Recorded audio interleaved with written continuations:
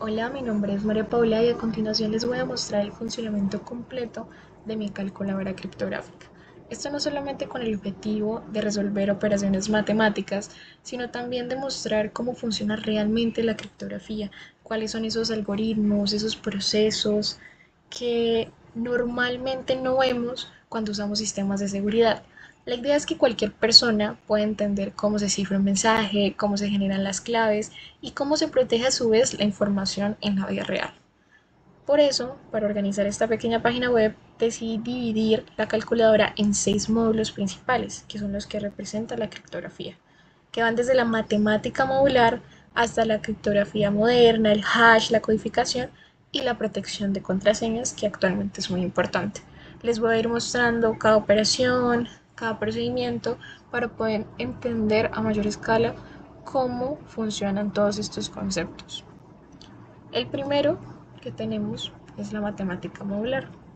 ¿Cómo funciona la matemática modular? Es básicamente un sistema cerrado que está definido por un módulo. Entonces, todos los números no crecen infinitamente, sino que se mantienen dentro de ese sistema. La primera operación que tenemos sería básicamente el módulo, que nos permite obtener el residuo de una división y mantener los números dentro de ese rango. Entonces vamos a poner este número y vamos a poner este módulo. Le vamos a dar iniciar y acá nos muestra el procedimiento y el resultado final, que sería el residuo. Luego tenemos el inverso aditivo. El inverso aditivo es básicamente buscar el número que falta para que dentro de ese módulo el resultado sea cero. O sea, dentro del módulo, por ejemplo, de 5, acá podemos poner 3. ¿Cuánto me hace falta para que me sobre cero? Entonces aquí es bastante intuitivo porque son números pequeños, pero si ponemos un número bastante grande, la cosa nos va a cambiar. Aquí nos muestra el procedimiento y el resultado final. Para el inverso aditivo tenemos el inverso multiplicativo, que funciona exactamente igual, solamente que multiplicando y cuando el sobrante sea 1. Este trabaja con iteraciones. Entonces podemos utilizar también un número acá y este acá. No todos tienen inverso multiplicativo, entonces también es muy común que probablemente no nos dé. En este caso sí tenía y el inverso multiplicativo pues es este. Aquí muestra todas las iteraciones y halla la correcta. Claramente para números pequeños podríamos hacerlo nosotros, pero ya para números muy grandes pues tendríamos que utilizar calculadoras como esta o ya sistemas mucho más elaborados. Después del inverso multiplicativo tenemos el máximo común divisor, que es encontrar el máximo número que puede ser dividido entre A y B sin dejar decimales. Entonces podemos también poner algún número acá y este sería el procedimiento. El procedimiento es a través del algoritmo de Euclides y esto es muy importante para encontrar si hay números que son coprimos o no son coprimos. Los números coprimos representan claves muy seguras. Entonces, este procedimiento es muy usado en la seguridad actual de los sistemas, junto con el sort binario, que es el que voy a explicar a continuación. Este no compara números, sino que compara bits. Entonces podemos poner un número, lo que hace es compararlo en el sistema binario y luego le aplica la operación del SOR, que nos ayuda pues a saber si lo que decía ahorita, los números son coprimos, que pues es esencial para hallar claves seguras. Aquí hace la comparación en bits, aplica el SOR y este lo genera en resultado decimal al final. Por último tenemos el inverso, que sería el algoritmo extendido de Euclides. Este es bastante más fácil de usar porque simplifica los inversos anteriores. Digamos que hace divisiones sucesivas, pero sin probar todos los números. Entonces es más fácil encontrar el inverso de cualquier número debido a precisamente esto. Las otras se utilizaban una serie de iteraciones, entonces podíamos demorarnos y demorarnos, pero este ya lo hace a través de esto, de esta tablita. Como mencioné, no todos tienen inverso, pero pues podríamos, por ejemplo, utilizar aquí los ejemplos para poder hallar el inverso.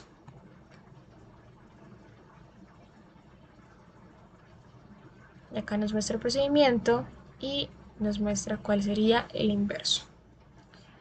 Esto sería todo pues por la sección de la matemática modular. Después de ahí seguimos con la criptografía clásica. Digamos que aquí en la criptografía clásica están todos esos métodos que se usaban antes de los computadores, cuando los mensajes se cifraban manualmente usando letras o alfabetos.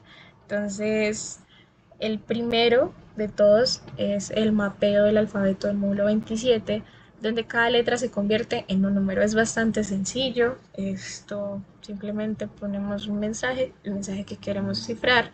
Puede ser, no sé, hola mundo, soy Paula. Lo que hace es convertir cada posición de la letra a la posición correspondiente del alfabeto. Digamos que es un cifrado bastante fácil, no tiene mucha complicación. Luego de eso tenemos el cifrado César. El cifrado César lo que hace es sustituir eh, la letra por la posición de acuerdo a la que queremos mover. Digamos, si acá tenemos la P, acá podemos mover en 6, en 9, en 8. Tienen que ser números dígitos, claramente. Y acá nosotros ponemos el mensaje que queremos cifrar. Este movimiento es igual para todos, por lo tanto no representa pues una buena seguridad. Sí representa una manera de cifrar, pero no es una seguridad extrema. Entonces quiero que se mueva en 8 y acá lo que hace es poner la nueva posición y nos arroja el resultado final. Luego tenemos el cifrado Bernau. Este suma el mensaje con una clave y pues este sí es considerado matemáticamente seguro porque la clave no se repite. Entonces aquí podemos poner cualquier input y acá lo que queremos poner que es la clave. Entonces si ponemos el mundo y la clave, aquí lo que hace es cifrarlo de esta manera. Y el resultado final sería este. Después del cifrado Bernam tenemos el AddBash. El AddBash lo que hace es un efecto espejo del abecedario, convertir la A en Z y la B en Y. Entonces, todas las letras que pongamos aquí en nuestro mensaje van a verse reflejadas en el abecedario.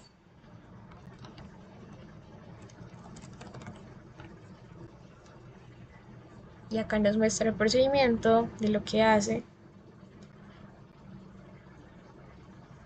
y el resultado final. Después tenemos la transposición columnar. Eso lo que hace es reordenar. Mete el texto en una tabla por filas horizontales y luego envía el mensaje leyendo de arriba hacia abajo. Acá ponemos el input, podemos poner el mismo y aquí el valor de la cifra que nosotros queramos. Acá nos muestra el procedimiento de lo que ha hecho y pues el resultado final, de acuerdo pues a la unión horizontal. Perdón. Tenemos el cifrado afín, que este se hace a través de una ecuación matemática. Acá ponemos el input, un input numérico que es A y otro que es B, y lo que hace es esta ecuación. Entonces vamos a poner el ejemplo.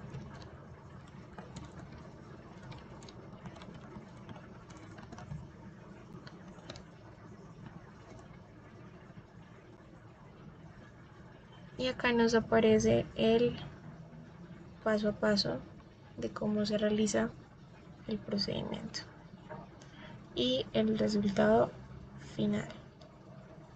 Digamos que pues esa fórmula transforma las letras y nada más. Después de ahí, por último, tenemos la sustitución simple. La sustitución simple lo que hace es reemplazar el alfabeto por un alfabeto nuevo que nosotros le pongamos. Entonces aquí también ponemos el input. Puede ser este input. Y acá el ejemplo del abecedario. Tienen que ser exactamente 27 letras. No se puede repetir. Y también esto puede ser en cualquier orden que nosotros queramos, solamente pues se van a reemplazar de acuerdo a las posiciones. Digamos, si la A es la posición primera, entonces en nuestro nuevo alfabeto la posición A sería la Q, representaría la A en este caso.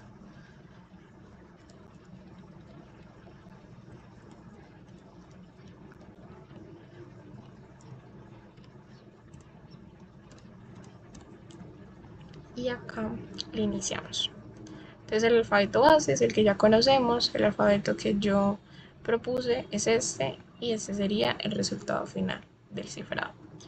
Eso sería, digamos, la explicación completa de entender cómo empezó la criptografía y cómo evolucionó con el tiempo. Después de aquí llegamos a la criptografía moderna, que es la que usamos hoy en día en Internet, en bancos y también en sistemas de seguridad. Tenemos estos tres sistemas.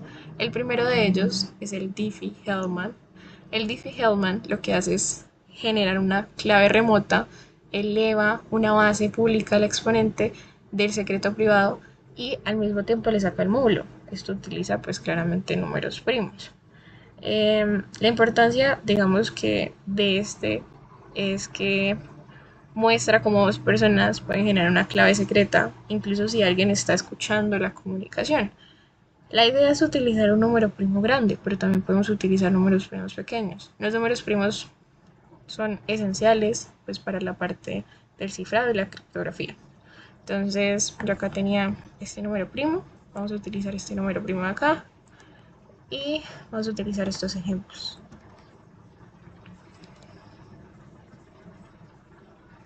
Y acá se realiza el procedimiento y pues este sería el resultado final.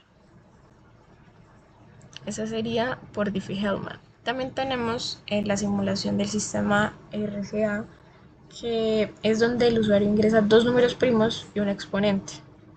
Y la calculadora genera las claves públicas y privadas para que podamos cifrar el mensaje.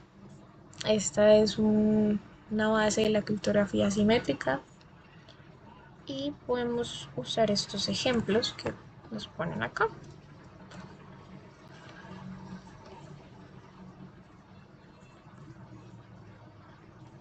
Yo creo que podríamos poner el mismo número primo, acá el 17. Y acá sería el resultado del procedimiento, sería con este, y el resultado sería este. Bueno, y por último tenemos la exponenciación modular rápida.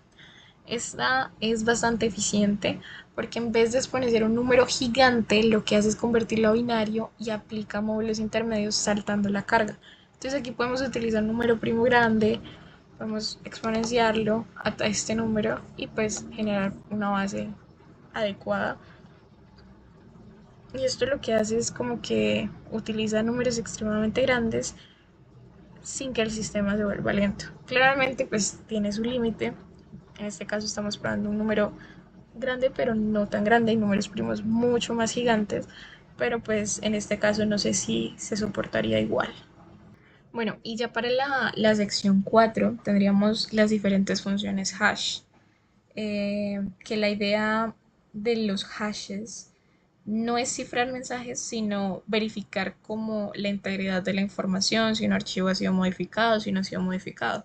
Para esto tenemos pues tres tipos de hashes. El primero es el MD5, el segundo es el, 250, el SHA-256 y el SHA-512.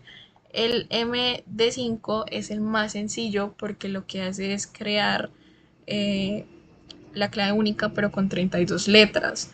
El SHA-256 lo hace con 64, caracteres y el 512 lo hace con 128 caracteres. Entonces, este se utiliza en temas de estándar, es el más utilizado porque es bastante seguro, pero el 512 es utilizado pues por sistemas clasificados y que requieran mucha, pero mucha seguridad.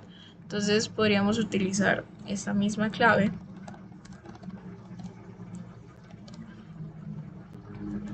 y acá se genera el hash. El hash no es tan extenso, es bastante fácil de descifrar con algún ataque de diccionario. Este ya es bastante más extenso, pero aún así, aunque le agrega un poco más de dificultad, pues sigue siendo muy predecible. Y este sería pues el final. Aquí podríamos hashear lo que les mencioné, archivos, documentos, absolutamente todo. Para el módulo 5, que es la codificación, esto tenemos estas diferentes tipos de codificación. La primera de ellas es el ASCII. Aquí muestra cómo el texto se convierte en datos que las computadoras puedan entender. Lee las letras y devuelve los números del 0 al 255. Se convierte todo en un número. Entonces,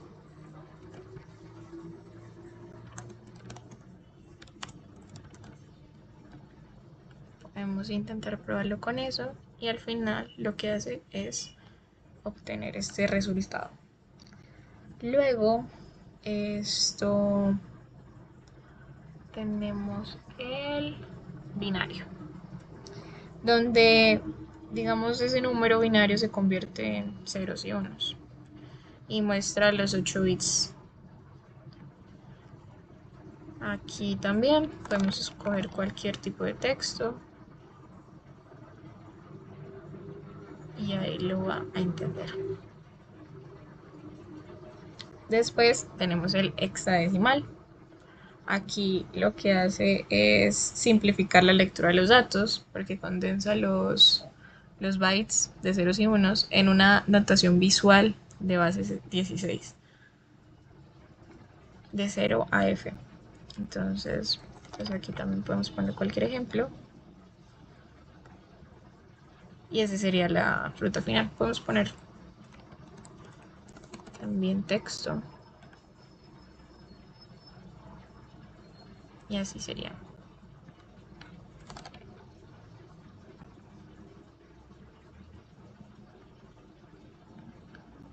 Por último tendríamos el base 64, que se usa mucho en el desarrollo web para enviar información de forma segura y ordenada.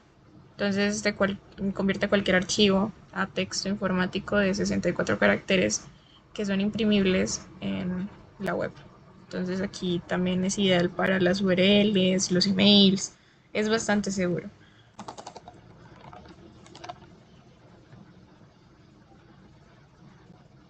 Y acá lo codifica. Bueno, y ya para el último módulo o la última sección tendríamos la protección actual de las contraseñas, que sería Consult. Como mencioné en los hashes, las contraseñas que utilizamos normalmente se guardan en la base de datos como un hash. Pero el problema es que los atacantes pueden utilizar diccionarios de contraseñas comunes para poder descubrirlas. Aquí es donde entra a relucir el SALT, porque el SAT de alguna manera le agrega un valor al mensaje antes de poder generar el hash. Entonces hace que la contraseña sea poco común y se vuelva única. Y le complica un poco la vida a los atacantes porque los diccionarios, las tablas de hash se vuelven un poquito inútiles, por lo que se agrega esta parte de seguridad única. Entonces, es bastante útil utilizarlo en sistemas web para poder proteger las contraseñas. Es un estándar. Entonces, podemos poner esta misma y este input. Ah, perdón. Este sería el vector. y este sería el input. Vamos a poner acá y acá crea pues el valor más único. Este es con el MD5 desde lo más sencillo hasta lo más complicado. 1, 2, 3 y aquí vamos a poner la misma contraseña y pues aquí genera uno completamente diferente y mucho más difícil de descifrar.